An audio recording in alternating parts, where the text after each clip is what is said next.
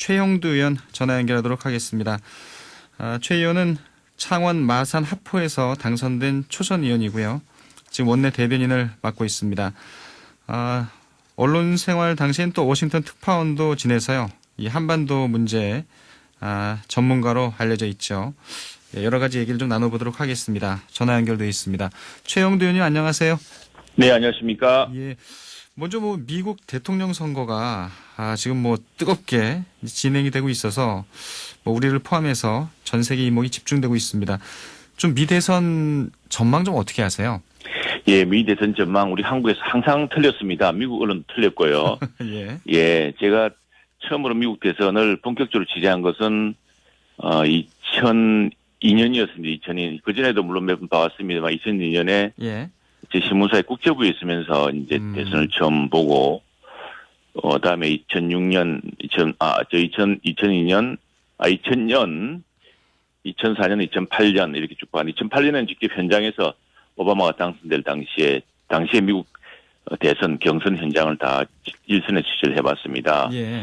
그리고 2012년에도 이제 물론 그 당시에도 틀렸고 지난번에도 모든 대부분의 미국 언론이 특히 CNN, 뉴욕 타임즈, 워싱턴 포스트 이런 신문들이 대부분 힐러리 클린턴의 당선을 점쳤지만은 또 틀렸었죠. 그래서 상당히 예측불허입니다. 예측불허인데 아직까지 미국 투표는 끝나지 않았습니다. 현재 미국에 처음으로 이제 투표가 종료되는 시간이 이제 20분 정도 남아 있습니다. 남아 있고 첫 출구조사가 나오는 게 10시입니다. 우리 시간으로 10시이기 때문에.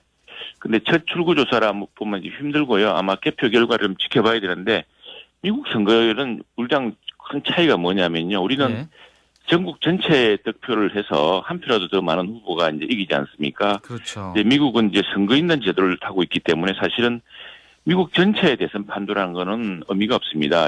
이전에 미국 민주당 후보들이 전체 득표에서는 다 공화당 후보를 이겼지만 대선에서 졌거든요. 그게 왜냐하면 선거인단 제도, 즉 이 전체적으로 선거인단에 275명, 선거인단 전체가 535명이죠. 이 535명의 선거인단 중에서 절반, 매직 넘버라는 270명을 먼저 확보하는데, 근데 미국도 우리나라 비슷하게 표심이 좀 정해져 있습니다. 그런데 캘리포니아, 뉴욕 같은 이런 동부 서부의 큰 주들은 대부분 블루 스테이트 민주당입니다. 그리고 중부의 주들, 미국에서는 허트랜드라고 그러는데 이 중부의 주들은 또 대부분 레드 스테이트 공화당 표심이 지켜다니는 주입니다. 그런데 미국 대선을 결정하는 것은 이 표심이 조금 한 번은 이쪽으로 갔다가 한 번은 저쪽으로 갔다가 왔다 갔다는 이른바 이제 그네처럼 왔다 갔다 한다고 해서 스윙 스테이트가 결정을 합니다. 이번의 경우도 6개 주가 결정할 거라고 보고 있는데요. 우리가 보통 경합주라고 얘기하는 거죠. 그렇습니다. 경합주입니다.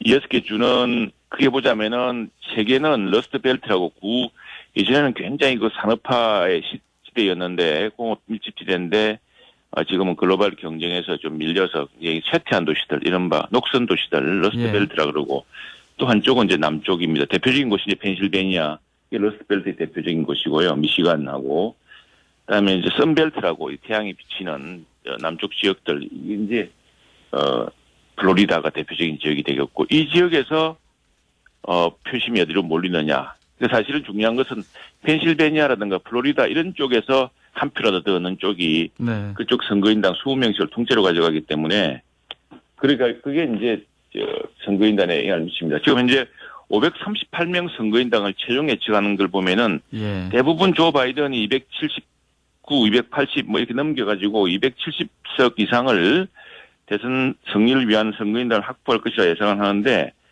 근데 이제 미국에서는 여러 여론조사를 종합적으로 분석하는 이 메타 분석이라 그러죠. 하는 기관이 하나 있습니다. 이 기관에서는 보면은 지금까지 조 바이든이 216개 6명의 선거인단, 도널드 트럼프가 125명의 선거인단인데 확보했다 보고 197명이 지금 경합적이다. 이건 각 주별 여론조사를 가지고 이제 분석한 겁니다. 그러니까 이 197명 중에 차지하는 이제 펜실베니아 20명, 플로리다 29명인데, 그러니까 플로리다가 이제 승부를 어떤 결정하는 승부처가 될 거고요.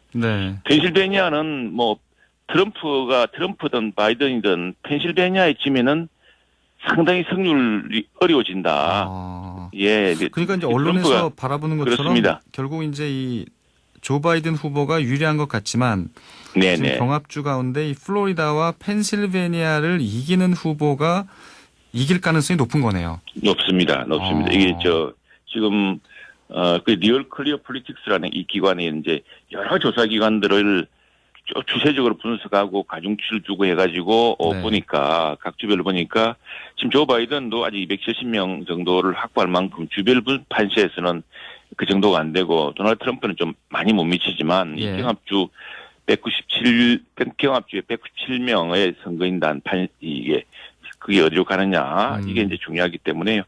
그래서 그걸 보려면은 점심 넘겨서 한국 시간으로 한 오후 한 2시 정도나 때에 되어야 예. 우선에 우리가 눈여겨봐야 될 것은 이 펜실베니아, 플로리다에 이제 출구조사하고 개표입니다. 개표 과정을 쭉 보면은 출구조사와 개표가 비슷하게 맞아 가면은 이제 높아질 텐데 또 하나의 변수는 우편 투표입니다. 그렇죠. 사전 투표를 많이 했거든요. 지금 1억 명 넘게 했습니다. 했기 때문에 특히 펜실베니아는 오늘 중에 또 판세가 만일 박빙일 경우에 판세를 짐작하기 어려운 것은 예.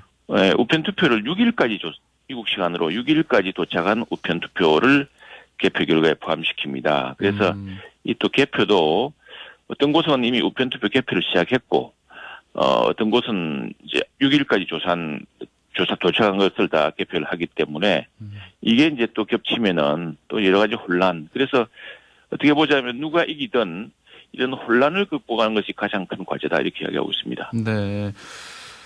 이르면 뭐 오늘 오후쯤 뭐 당락의 윤곽이 나올 것 같다고 이제 언론은 내다보고 있지만 상황에 따라서는 뭐 상당히 좀 늦어질 수도 있을 것 같은 이런 생각이 드는데 역시 우리 맞습니다. 입장에서는 제일 중요한 건 이 트럼프 대통령이 재선하든 아니면 조 바이든 이 후보가 당선되든 어떨까요? 지금 정치적으로는 좀 한미 동맹 또 경제적인 부분 이런 부분에서 좀 여러 가지 좀 이 입장 차이들이 좀 있잖아요.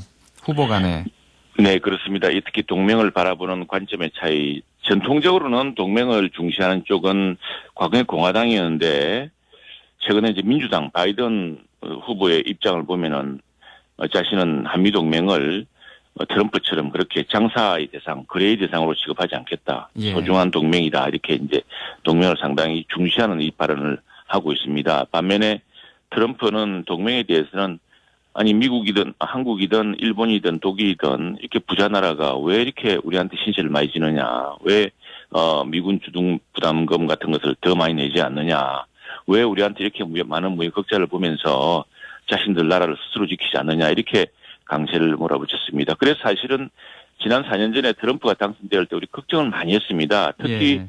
우리나라의 민주당 지지자들, 특히 문재인 대통령을 지지했던 분들이 특히 이런 사람들은 걱정을 참 많이 했는데 뜻밖의 트럼프 대통령이 이 북한과의 관계에서는 전통적으로 미국의 전략가들이나 미국 행정부들, 미국 국무부나 미국 이런 쪽에서 전통적인 접근을 벗어나는 파격적인 행보를 했습니다. 그렇죠. 이것 때문에 지금 상당히 많은 사람들이 오히려 북미 관계, 미국과 북한 관계를 돌파하고 이러려면은 트럼프식인 파격 행보, 뭐 싱가포르 정상회담이라든가 이렇게 일을 하고 있는데 그러나 북미 관계는 지금 북한이 워낙 핵 주먹을 지금 휘둘렀고 그 핵미사일이라든가 지난번에 또 열병식을 통해서 핵 능력을 ICBM 능력을 그리고 또 잠수함에서 발사하는 그런 ICBM 능력을 과시했기 때문에 네. 어느 대통령이 되더라도 어느 민주당의 대통령이 나오든 공화당 대통령이 나오든 이제 이전처럼 그런 파격적인 행보는 힘들 것이라 생각합니다만 여전히 우리 이 정부를 보자면은 전통적인 뭐 인권을 따지고 또 국제 규범 예컨대 NPT 비핵 확산 규범을 따지는 공화당의 민주당의 이런 정통파들 전통적인 대화 방식에 접근을 하는 사람들보다는 톱다운 방식의 뭐 파격적인 대화를 하는 그래서 김정은하고 사이를 과시한다든가 갑자기 우리 문재인 대통령과 이런 뭐 그런 파격적인 어떤 알겠습니다. 이런 분들을 이제 선호하는데 실제로 이제 하노이 정상회담에서는 그럴 가능성이 많이 108쪽이 바뀌었기 때문에 노딜로 끝났기 때문에 북미 관계는 어느 경우든 비슷할 것 같습니다. 대신에 동맹을 다루는 방식 예. 이런 방식은 또 바이든이 훨씬 전통적인 방식이 아닐까 싶은데 네. 예, 이제 결론이 나올 거기 때문에 섣불리 어느 쪽을 이야기하는 거는 뭐 이제는 좀 신중해야 될 것 같습니다. 워낙 치열하니까요. 미 대선 결과를 좀 지켜보면서 또 얘기를 네. 나누도록 하고요. 이 국내 그 정치 현안으로 좀 돌아와서 네. 이제 뭐 민주당도 내년 4월 서울시장, 부산시장 보궐선거에 이 후보를 내기로 했기 때문에요. 국민의힘도 또 이 후보를 찾는 작업이 좀 빨라지고 있는 것 같습니다.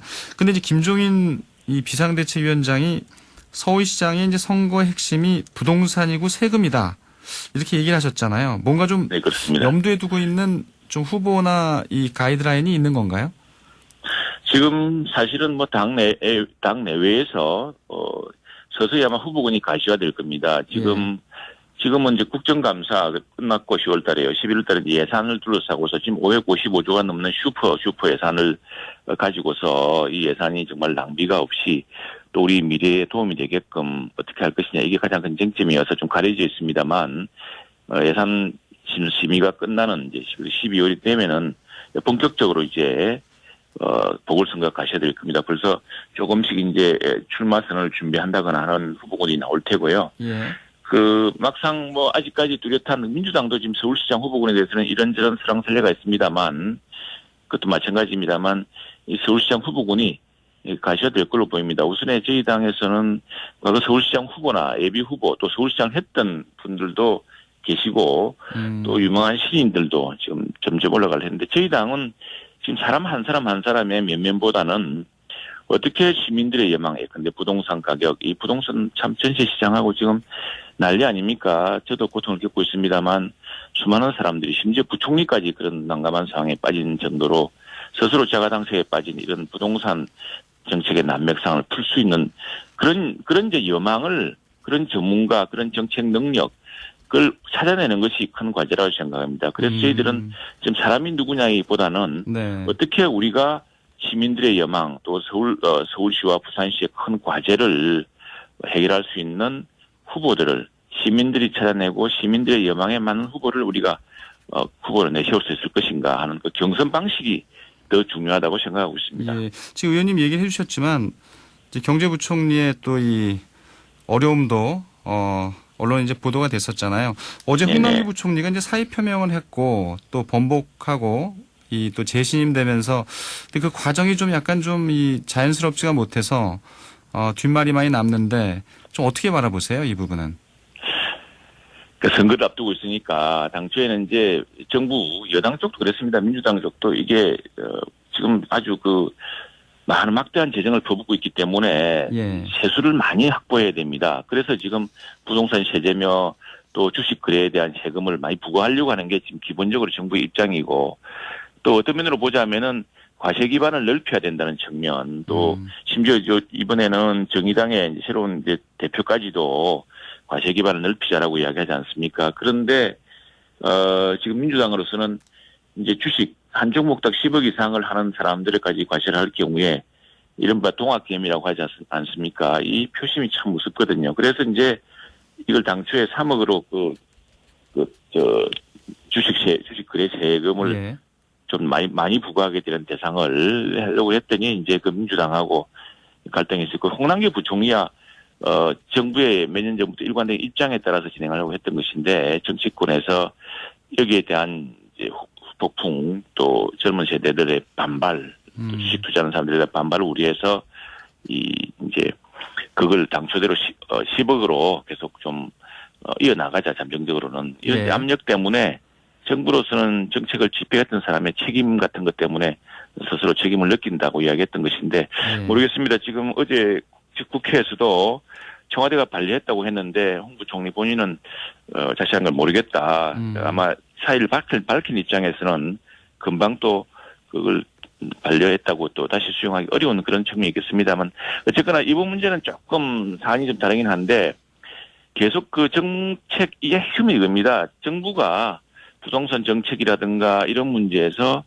자신들의 입장, 자신들의 정책, 정견 이런 것들을 오랫동안 이 정책의 일관성을 유지했던 정부 당국자들에게 행정부의 특히 장관들에게 강요하는 예컨대 그 재정 적자 문제, 국가 부채 문제 이런 문제에 대해서 예. 재경 부총리는 이제 홍 부총리는 일정한 선을 지켜야 된다. 너무 과대하게 우리가 부채를 일으켜서는 안 된다. 적자 재정을 해서는 안 된다. 이런 전통적인 입장을 유지해 왔습니다만 지난번에 이제 선거를 앞두고 이해찬 당시 당대표라든가 청와대라든가 심지어 대통령 주처도 왜 채무 비율을 그렇게 지키느냐고 부총리를 압박했던 적이 있습니다. 뭐 그런 연장이라 보여지는데 이번 과정은 그 주식 문제에 대해서는 특히 경제에 민감한 사안이어서 역시 부총리가 당초에 주장했던 것들을 가지고서 물러서는 이제 그런 형식인데요. 그 상당히 정책의 난맥 문제, 네. 특히 그 시장의 어떤 힘, 시장의 작용을 거스르는 여러 가지 그 문제점들 이런 것들 특히 이제 이게 주택 정책에서 대표적으로 드러났고 예. 또 막대한 그 재정을 쏟아부음에도 일자리가 늘어나지 않고 또 재정 적자는 늘어나고 우리 미래 세대의 빚은 늘어나는 이런 문제들이 그 정치권과 그러니까 여당과 또 정부와의 어떤 이런 정책적인 갈등이 가장 큰 핵심이라고 하겠습니다. 알겠습니다. 미 대선부터 또 홍남기 경제부총리의 사의 표명까지 이 다양한 얘기를 좀 나눠봤습니다. 예, 오늘 인터뷰 여기까지 듣겠습니다. 고맙습니다. 네, 감사합니다. 국민의힘 최영두 의원이었습니다.